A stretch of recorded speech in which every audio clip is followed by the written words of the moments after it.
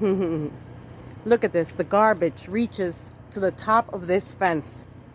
They have the nerve, the audacity to say that cats and kittens are a health hazard. Newborn kittens in their nests, they're slaughtered because they're considered pests. What is really bringing the pests here? This is a health hazard too. This is a danger to all the tenants in this complex. Videos do not lie.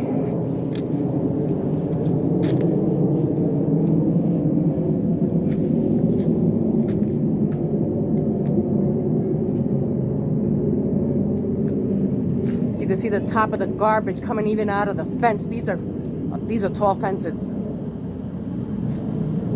And they dare to charge tenants money to remove garbage when the garbage isn't removed. Get AR management out of here.